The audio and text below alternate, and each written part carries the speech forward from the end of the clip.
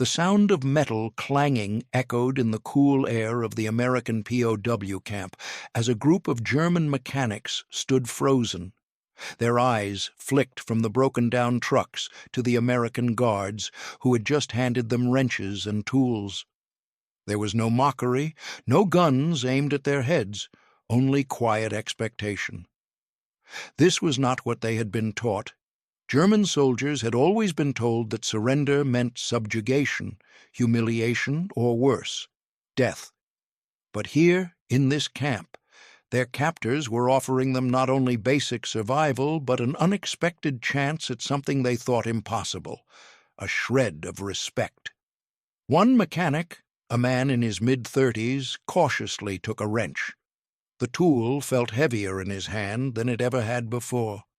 A rush of confusion flooded his thoughts. Repairing American vehicles? His mind raced. But his hands moved instinctively, guided by the strange sense of purpose he hadn't felt in months. His comrades followed suit, equally stunned. What kind of war was this? Their eyes flicked from the broken-down trucks to the American guards, who had just handed them wrenches and tools.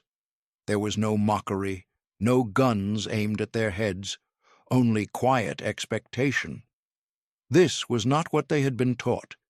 German soldiers had always been told that surrender meant subjugation, humiliation, or worse, death. But here, in this camp, their captors were offering them not only basic survival, but an unexpected chance at something they thought impossible, a shred of respect. One mechanic, a man in his mid-30s, cautiously took a wrench. The tool felt heavier in his hand than it ever had before. A rush of confusion flooded his thoughts. Repairing American vehicles? His mind raced, but his hands moved instinctively, guided by the strange sense of purpose he hadn't felt in months.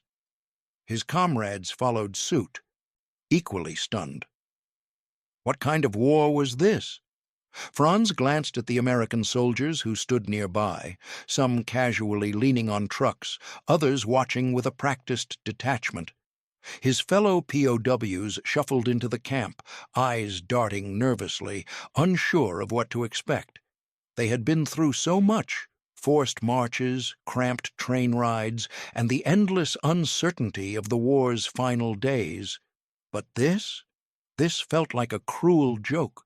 It wasn't just the simple act of being allowed to work. It was the way their captors handed them tools like they were valued, like they were needed. They had been prepared for the worst. Their minds had been primed with years of Nazi propaganda, drilled into them by officers who spoke of the Americans as savages, as uncivilized beasts who would strip away their dignity the moment they were captured. But as Franz took his first step towards a truck, his heart pounded, not with fear, but with an overwhelming sense of disorientation. "Fix it," one of the American officers said with a brief nod, as if he were assigning a simple task to any other mechanic. There was no sneer, no contempt. It was just a job that Franz had done 1,000 times before, but never under these circumstances. He and his fellow soldiers exchanged wary glances. What was this? What were they supposed to do now? Franz's hands trembled as he set to work. He had always been meticulous, his hands steady, his mind sharp when it came to mechanical work. But today, every turn of the wrench felt like an impossible act of rebellion against everything he had ever been taught. Repairing American vehicles seemed too absurd, too wrong, and yet there he was, doing exactly that. A part of him wanted to refuse, to throw the tools down and walk away.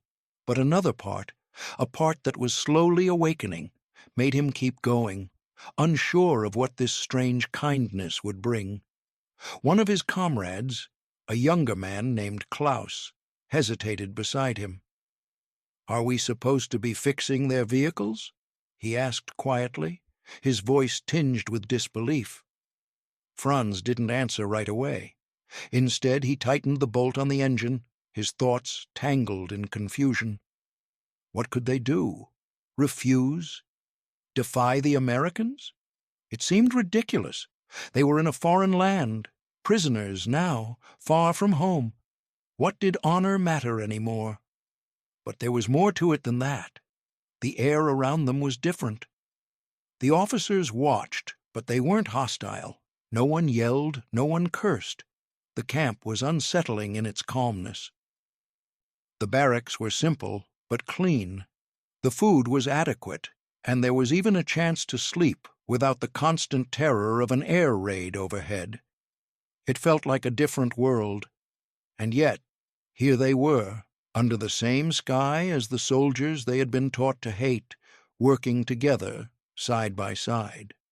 The first moments in the camp felt like a waking dream, and Franz could not help but wonder where this strange path would lead. Would they truly be allowed to work? Would they be treated like humans, not as machines of war? Only time would tell, but already Franz knew that this was only the beginning of a far more complicated journey. As the hours passed, Franz and his comrades worked steadily, their hands moving automatically, repairing broken engines, fixing cracked axles, and tightening bolts. But what unsettled them wasn't the work itself. It was the way the American soldiers interacted with them. At first, they had expected the usual distance, the cold stares of captors who looked upon them as less than human. Yet the Americans were doing the opposite.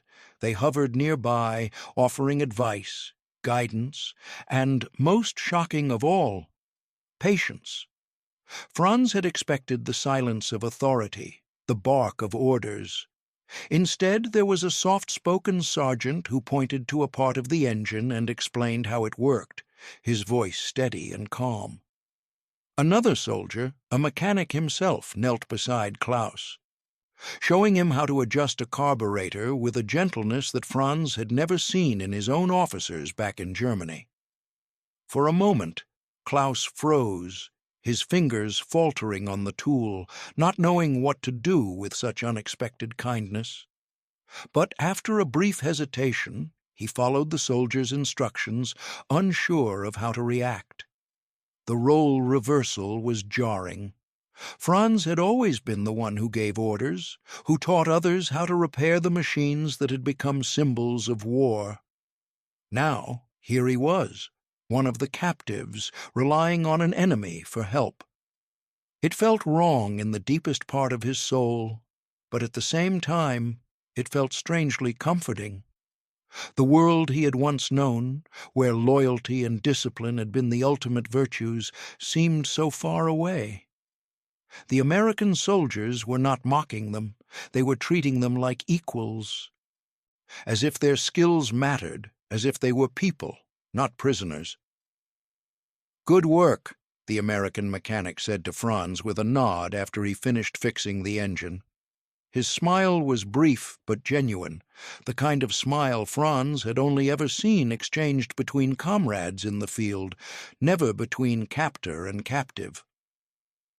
Franz felt a strange heat rise to his cheeks.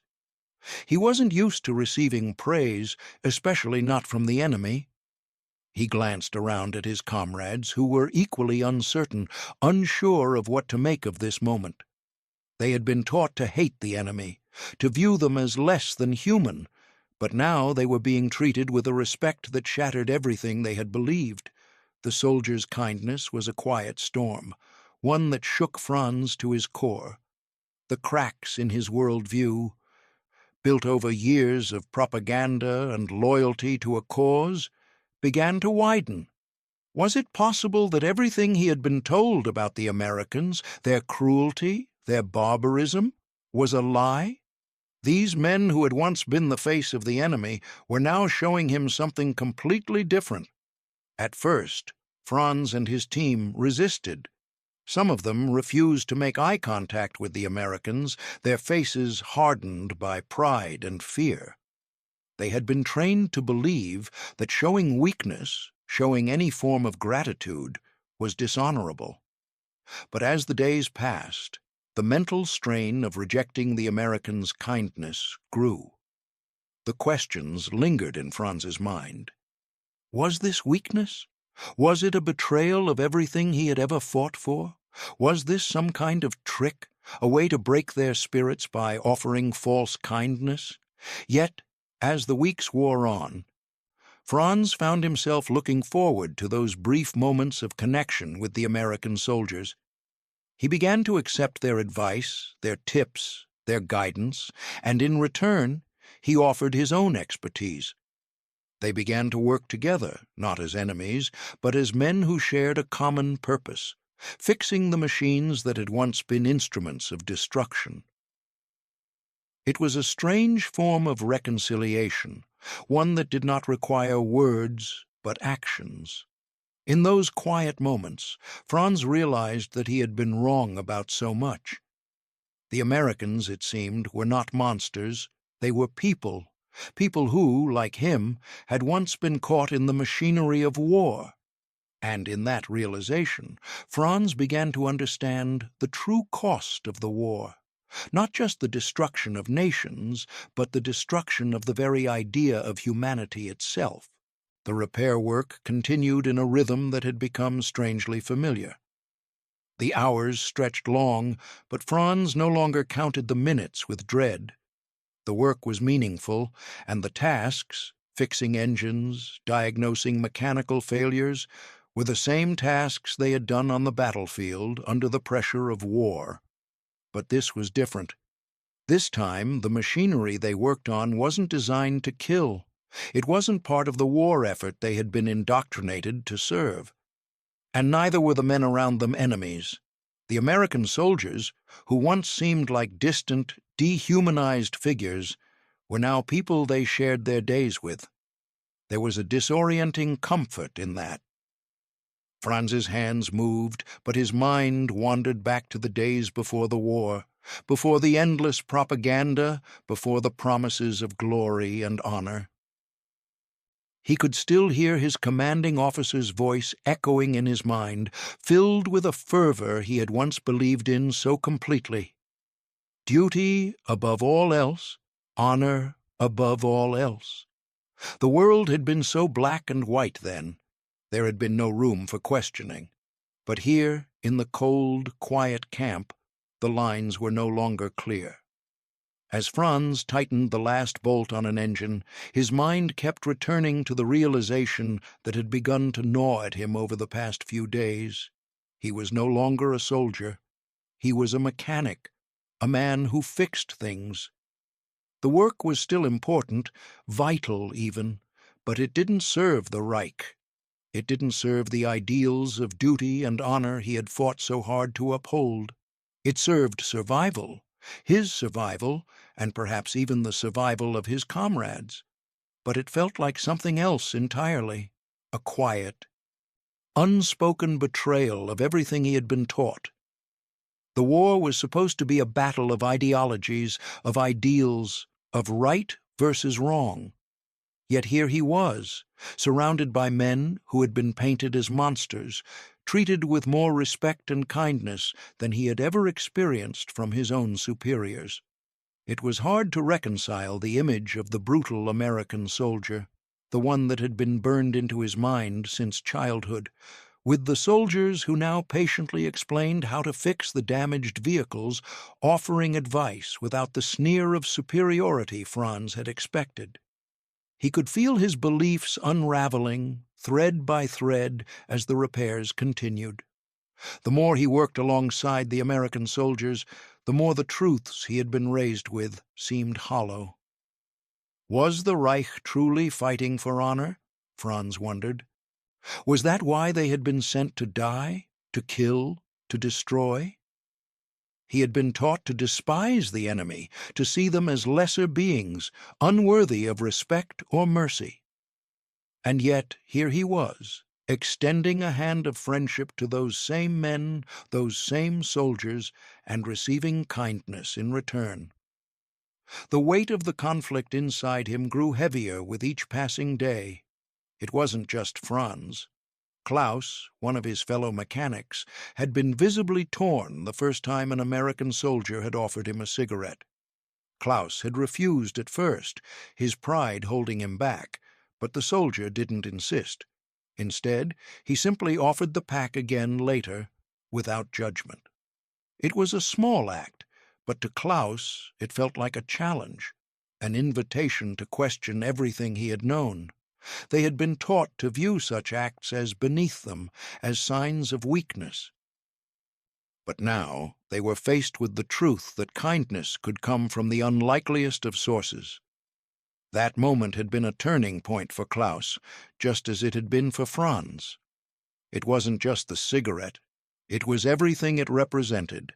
It was the realization that survival didn't require them to hold on to the myths they had been fed. The war was over. The enemy wasn't what they had been told. Their captors weren't monsters. They were men, just like them, fighting in a different war. And the question that haunted Franz in the quietest moments was this: if they were capable of this kindness, what else had they been lied to about? The emotional strain of these realizations wore on Franz and his comrades. They were no longer just fighting for survival, they were fighting to preserve the last vestiges of their identity, to reconcile who they had been with who they were becoming. It was a battle without weapons, fought in the silence of their hearts, as each man struggled to come to terms with the enemy's humanity and his own. The days in the camp began to fall into a steady rhythm, each one mirroring the last. The mechanical work was no longer a foreign task, it was simply part of the routine. The mornings began with the clang of metal as the prisoners went to work on the trucks, followed by the quiet murmur of voices as they shared meals in the mess hall. The camp was not luxurious, but it was clean, and, more importantly, it was predictable. There were no screams, no violence. The daily life of captivity, once feared as a dehumanizing nightmare, had become almost mundane. Franz found that despite the lack of freedom, there was a strange comfort in the consistency of it all. The work had purpose. The food was regular, though simple. The guards, though stern, treated them with an unusual respect. They didn't mock them or lash out, but simply enforced the rules with a calmness that seemed almost detached. It was this very detachment that unsettled Franz more than any cruelty ever could. They were not treated as inferior beings, but as people who were expected to contribute, and in doing so found a strange sense of dignity. He would sometimes catch himself during the afternoon work shifts, his hands busy with tools, and realize he wasn't thinking about the past as much. The war felt like a distant memory, fading in the background as the present took over.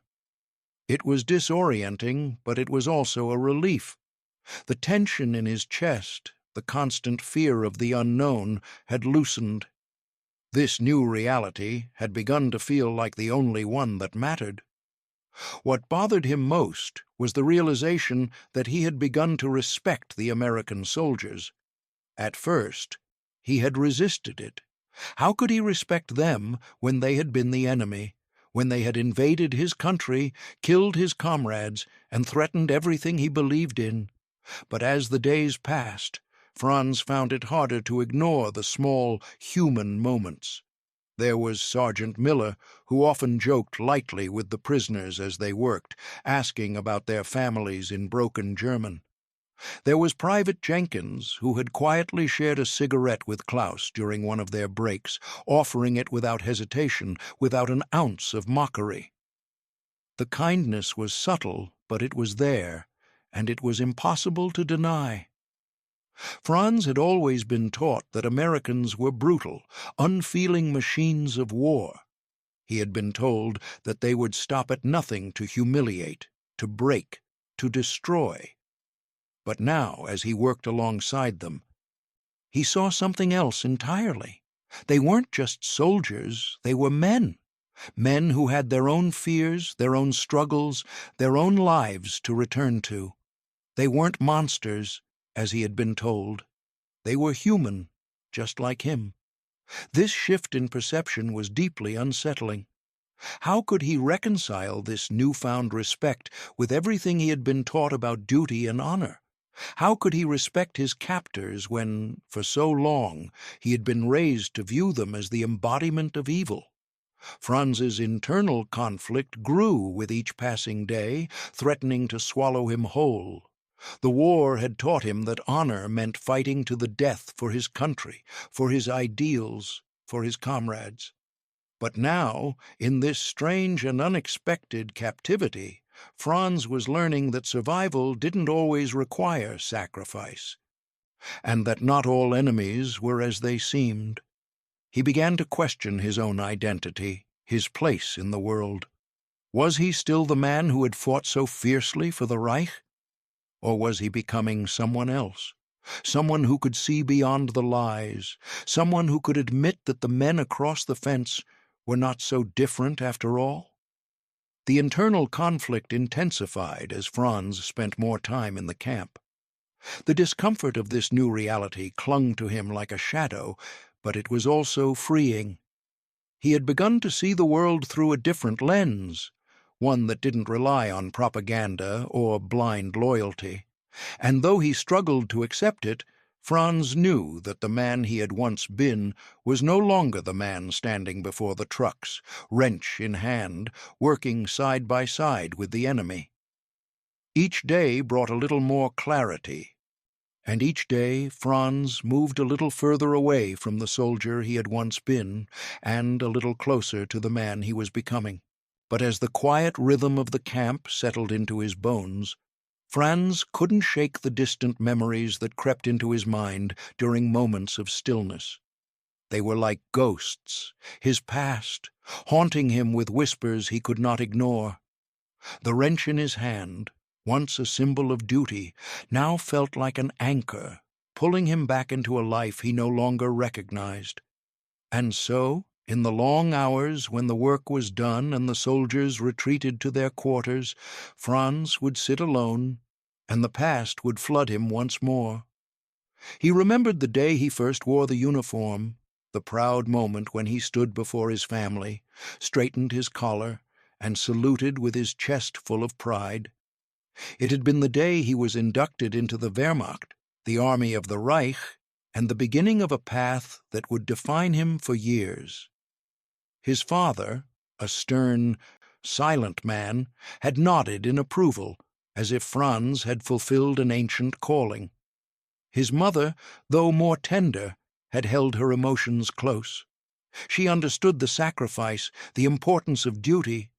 From the moment he joined, Franz had known nothing but loyalty to the fatherland, to his comrades, and to the ideals he was taught. It had been a religion, almost, a belief that the war was a necessary purge, that Germany's greatness would rise from the ashes of the past. The stories of valor, of honor, had been told to him over and over until they became part of his very identity. As the war stretched on, those ideals became his shield. He had been young, eager to prove himself, to do what was right in the eyes of the Führer. There had been no room for doubt, only a clear path forged by the belief that they were fighting for something greater than themselves. And yet, as the war turned, as the once mighty Nazi regime began to crumble, those beliefs began to falter. Franz had seen the first cracks when the battles started getting closer to home, when the bombs rained down on cities that were once symbols of German pride. The once unified cause began to fragment, but even then Franz had pushed those thoughts away. Duty remained. The fight had to continue, no matter the cost.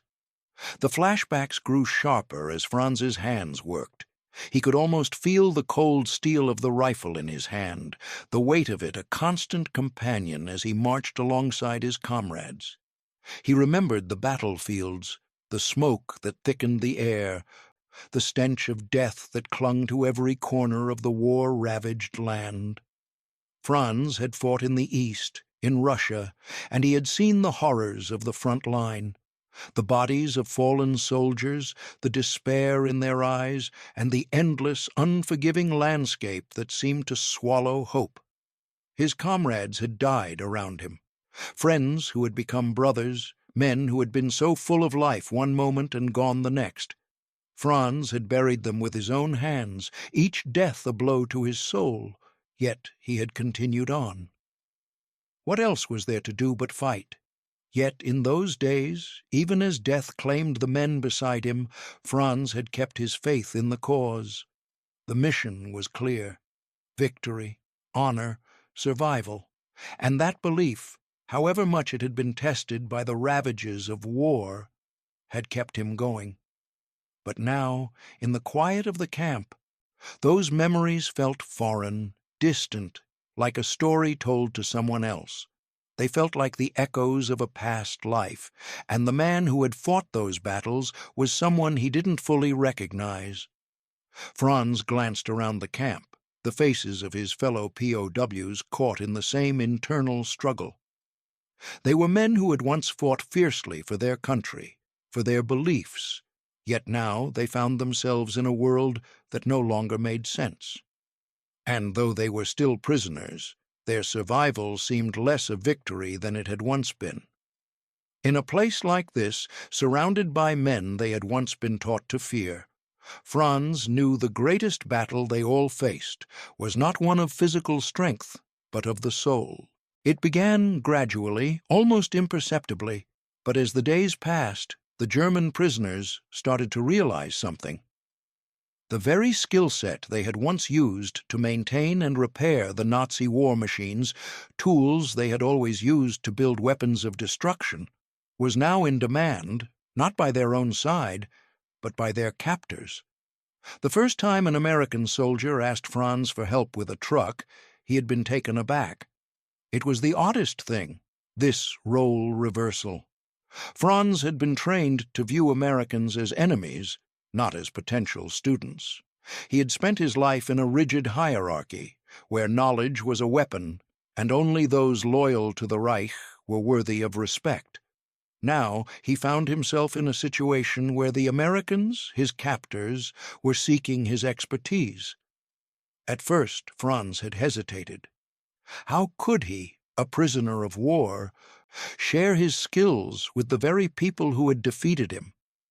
It felt like a betrayal of his comrades, a betrayal of the beliefs he had once held so tightly.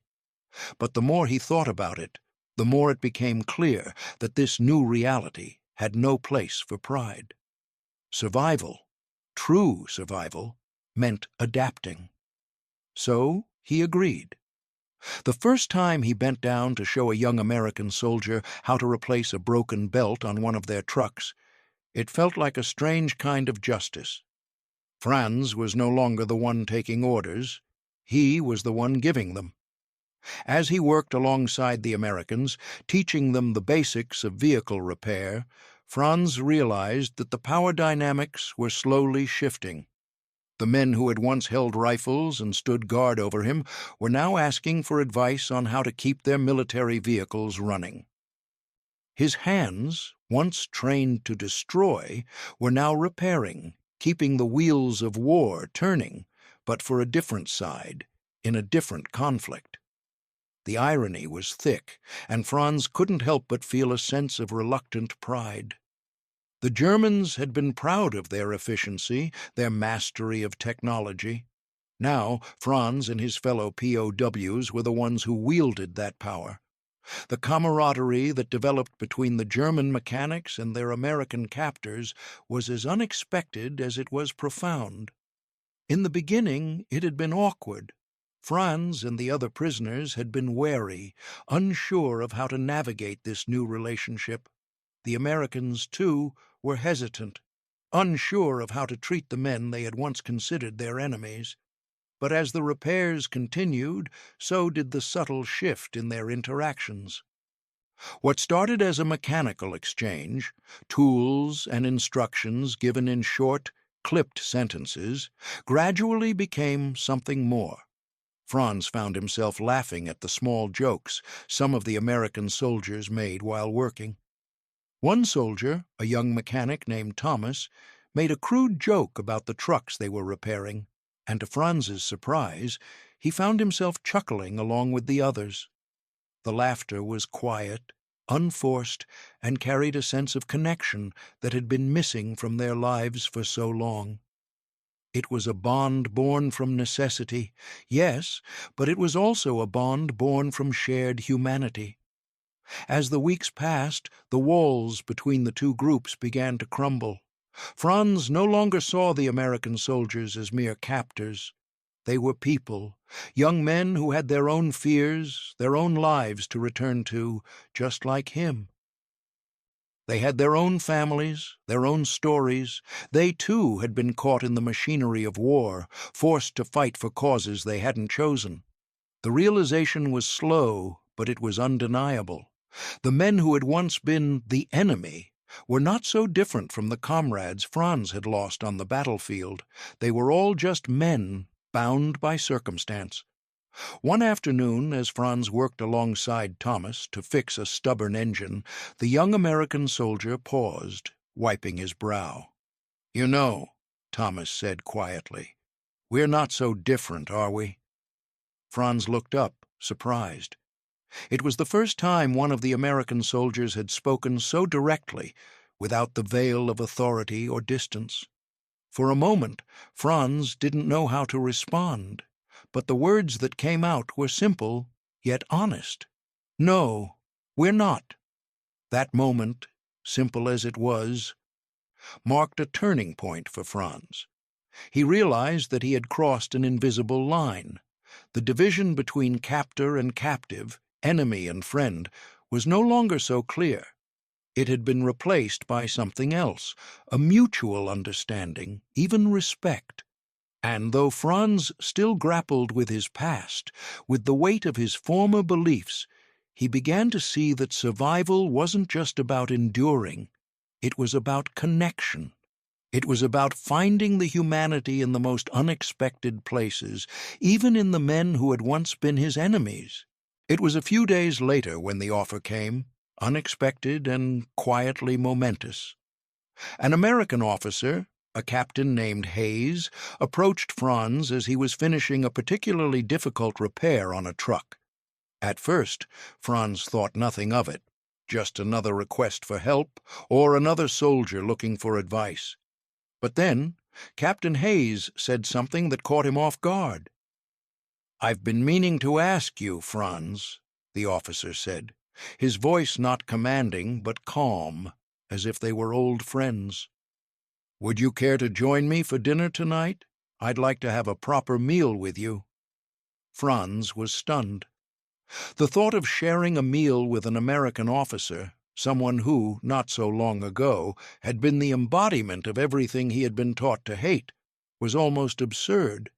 He had been given food before, of course, but that had been within the context of captivity, not an invitation for companionship. He hesitated, unsure of the meaning behind this gesture. Was it a trap, a cruel joke, or was it something else, something Franz didn't yet understand? Captain Hayes seemed to sense his hesitation and added, "It's just food, Franz. No tricks, just a meal. I've been wanting to talk with you, learn about your side of the story. You've been fixing our trucks for weeks. It's about time we get to know each other." Franz nodded stiffly, not entirely sure what he was agreeing to, but finding it hard to refuse. He had been so conditioned by years of war that the very notion of eating with an American officer seemed too surreal to deny. Later that evening, as he made his way to the small mess hall where Hayes had invited him, Franz couldn't help but feel the weight of this strange new reality settling on his shoulders. He was walking into unknown territory where the lines between captor and captive, friend and foe, were slowly being erased. When Franz sat down across from Captain Hayes, he felt an odd sense of discomfort. He had eaten with his fellow prisoners before, but this was different. There was no fear in the air, no sharp divisions between them. The officer's uniform, which had once seemed so threatening, now appeared almost human, almost ordinary. As the meal progressed, it became clear that this was no mere formality. Captain Hayes was genuinely interested in understanding Franz's experiences, his thoughts, and his life before the war. They talked about their countries, about their respective histories, about the wars that had shaped them both. It wasn't just small talk, it was real, honest dialogue. For the first time in months, Franz found himself opening up. He spoke of his youth, of how he had been trained to believe in the greatness of the Reich, of the sense of purpose he had felt when he first joined the military. He spoke of the battles he had fought in, the men he had lost, the cities that had been burned. Captain Hayes listened intently, never interrupting, never passing judgment.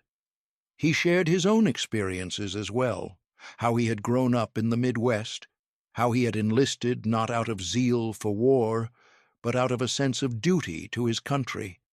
He spoke of the pain he felt watching his friends die in Europe, and how the war had slowly stripped away the idealism he once had. As they finished their meal, Franz sat back, the weight of the conversation pressing on him.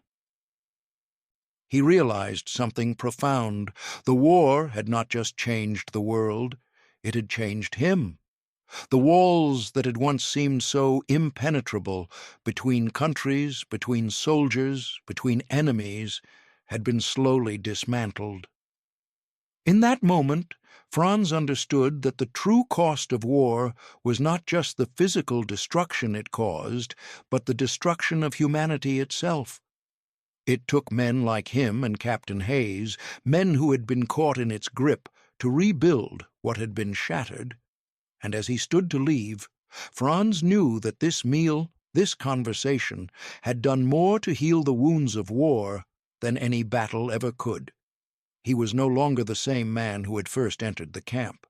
The man who had once fought for honor, for a cause, was beginning to let go of the old world and embrace the new one, a world where understanding, not conflict, might be the only way forward. But the path to this quiet transformation had not been an easy one. Even as Franz began to let go of the walls he had spent years building around himself, there was still the pull of the past, the weight of years spent under the banner of the Reich, believing in an ideology that now seemed more like a lie with every passing day. In the moments when the camp was quiet, when the repair work was done, Franz found himself alone with his thoughts, and it was in those still moments that the internal battle raged within him. The propaganda that had shaped his youth, the teachings that had made him a soldier, seemed almost like a dream now. He could still remember the fervor in his heart when he first joined the army, the speeches of loyalty to the fatherland that rang in his ears. He had been taught that Germany was destined for greatness, that they were a people chosen to lead the world. The Nazi ideals had been drilled into him so deeply that they had shaped not just his actions, but his very identity. For years, Franz had believed in the righteousness of his cause. He had believed that sacrifice, even death, was necessary to bring about a future where Germany would rise again. But now, as he worked side by side with the very men who had once been the enemy, Franz began to see the futility in those beliefs. What had all the sacrifice been for? What had the countless lives lost been in service of? The answer seemed elusive, clouded by the fog of war, but the clarity was slowly creeping in. The enemy he had been taught to fear, to hate, was not so different from him after all. They, too, were men, caught in the same web of propaganda, the same cycle of violence and suffering. They, too, had lost comrades, had been torn apart by the war, had been left to question the very ideals that had once driven them. The walls between them, once so high, had been reduced to rubble by the simple act of sharing a meal, of listening to one another's stories. And now Franz had to reconcile the man he had been with the man he was becoming. The emotional release came slowly. as if each moment of recognition chipped away at the armor he had built up over the years. It was a strange sensation, this slow surrender of old beliefs, this quiet acceptance of the truth. There were days when Franz felt the weight of guilt pressing on him, days when he wondered how he could have been so blind for so long. He thought of the soldiers who had died under the banners of the Reich, of the civilians caught in the crossfire of their battles, and of the friends he had lost, young men who had believed, as he had, that their sacrifice was for something greater. But in the midst of the guilt, there was also a quiet sense of liberation. The weight of duty, of blind loyalty, had begun to lift. For the first time in his life, Franz felt free. Free from the shackles of an ideology that had shaped him, free from the guilt that had haunted him for so long. The war had not just been fought on battlefields, it had been fought within him, within every soldier who had ever picked up a rifle and marched into battle. And now, as he looked around the camp, at the American soldiers who were no longer his enemies, but his comrades in a strange and unexpected way, he realized that the true victory was not in conquest, but in understanding. As Franz looked out over the camp, he knew that the road ahead was long and uncertain, but for the first time in years, he felt that he was no longer walking it alone. He was no longer trapped by the weight of his past. The future, whatever it might hold, was his to shape, and that was a kind of freedom that no battlefield could ever offer. If you're enjoying this story, don't forget to like the video and leave a comment below telling us where you're watching from. But that freedom was fleeting, for Franz soon found himself on a train bound for a land he barely recognized, Germany, a country broken by the ravages of war. The journey back was a quiet one. The POWs, now free, sat in silence, the same silence that had enveloped them during their captivity, but with a new weight. What would they return to? A land in ruins, their families scattered, their homes destroyed? Franz had known, of course, that Germany was no longer the powerful empire it once was. But now, seeing the desolation with his own eyes, the full impact of the war hit him in a way that no propaganda or battlefield could have prepared him for. The train chugged through landscapes scarred by bombs. Villages lay in rubble, their buildings reduced to twisted metal and charred stone. The once proud cities of Germany, now silent, had the look of a people defeated. It was impossible to reconcile this devastation with the country Franz had once fought to preserve. He could almost hear the voices of his comrades, their rousing speeches about the future of the Reich. But those words seemed hollow now. What was left to fight for? What was left to rebuild? Franz's mind drifted back to the camp, to the quiet conversations with the American soldiers, the small acts of kindness that had shattered his worldview. How would he explain the change that had taken place within him? How would he explain to his fellow Germans, many of whom still clung to the old beliefs, that he no longer saw the world as they did? The uncertainty gnawed at him. He had changed in ways he couldn't yet fully articulate, and that change felt foreign even to him. But more than that, he was afraid. Afraid of being rejected by those he had once fought beside, afraid of being seen as a traitor for seeing humanity in the enemy, for acknowledging that the war had not been the righteous cause he had once believed it to be. The tension of reintegration was palpable. When the train finally pulled into the station, Franz stepped off with the others, his boots heavy with the weight of both the journey and the question of what would come next. His fellow POWs were equally unsure. Some wore expressions of defiance, their eyes hardened by years of captivity and war. Others were more tentative, as though they had also experienced the shift within, but couldn't yet reconcile it with their old identities. They all knew that the world they had returned to would not be the same. But Franz felt an additional burden. He was no longer sure if he belonged in this world at all. Navigating the transformation within himself, Franz found that he no longer fit comfortably in the world of his past. His old comrades, who had once been brothers in arms, now seemed distant. He was no longer the man who had eagerly marched off to war, believing in the greatness of his country, his ideals. His beliefs had been shattered, not just by the war, but by the quiet acts of humanity he had witnessed in captivity. But how could he explain this to the men who had fought alongside him, men who were still loyal to the cause? Would they understand? Or would they see his transformation as a betrayal, a weakness? And so, as Franz walked through the wreckage of his homeland, he found himself questioning everything once more. Was there a place for him in this broken country? Was there a way to reconcile the man he had become with the world he had once fought for? The questions echoed in his mind, unanswered as the wind swept through the empty streets. The war was over, but for Franz, the battle was only just beginning. The landscape around him had changed, but in many ways, so had he. The quiet and devastation of post-war Germany seemed to reflect the turmoil within him, a man torn between the past and the present, between the soldier he had been and the man he was now becoming. The buildings were still scarred, the streets silent, and the people, those few who remained, walked with the weight of loss heavy on their shoulders.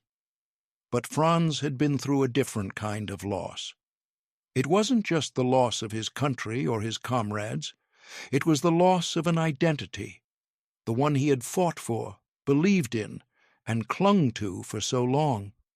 The person he had been was now a ghost, and the weight of his new self was a burden he could scarcely carry.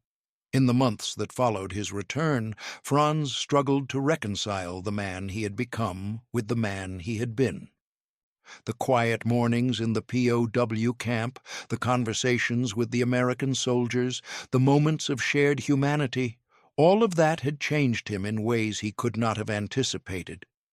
But what did that change mean in the world that awaited him? He had been raised to believe in duty, in loyalty to his country and to the ideals of the Reich. But now those ideals seemed empty, hollow. They had led him down a path of destruction, both physical and moral. In their place, he had learned dignity, compassion, and the recognition of the humanity of others, qualities he had once been taught to ignore or despise. The emotional aftermath was profound. Franz often found himself sitting in his small room, looking out at the world outside, his mind replaying the days in the camp. The meals shared with the American soldiers, the moments of laughter, the quiet but unspoken bond that had formed between them, it all seemed like a dream now. A strange dream where the enemy wasn't the monster he had been taught to hate, but just another man, struggling to survive the same war. He had come to understand that the real enemy was not the Americans nor any other soldier on the opposing side. The true enemy had been the beliefs that had driven him, the lies he had been fed, and the blind loyalty that had once seemed so honorable but now felt like a shackle. Franz found it hard to explain this transformation to anyone. His family, when he returned to them, looked at him with a mixture of relief and confusion. They expected the man who had left, proud, resolute, a soldier of the fatherland. But the man who returned was quieter, more reflective. His eyes not filled with the same fervor they had once seen. They didn't understand the internal war he had fought in the POW camp. They didn't know how it had shattered the very foundation of everything he had believed. But even in their confusion, they were glad to have him back. His mother, though not fully understanding, simply accepted him as he was. His father, though he had not spoken of it, seemed to notice the change as well. But the silence between them spoke volumes.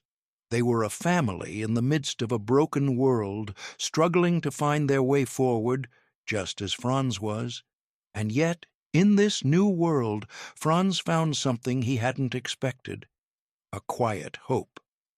The POW camp had been a crucible that had melted away his old ideas, but it had also taught him something else: that humanity, despite everything, could still prevail. The kindness of the American soldiers, their willingness to treat him with dignity and respect, had shown him that even in the darkest times, even in the aftermath of war, there was room for compassion. This realization filled Franz with a fragile but undeniable hope. Maybe the world could be rebuilt, not through power or ideology, but through small acts of understanding, of empathy, of shared humanity. Franz walked away from his past, from the battlefield mentality that had once defined him, into an uncertain future. The war had stolen much from him, but it had also given him something new, something far more precious: the ability to see the world and the people around him with new eyes. He didn't know what the future would bring, but for the first time he was ready to face it without the weight of the past dragging him down. If you've found this story meaningful, please like the video and share where you're watching from in the comments below.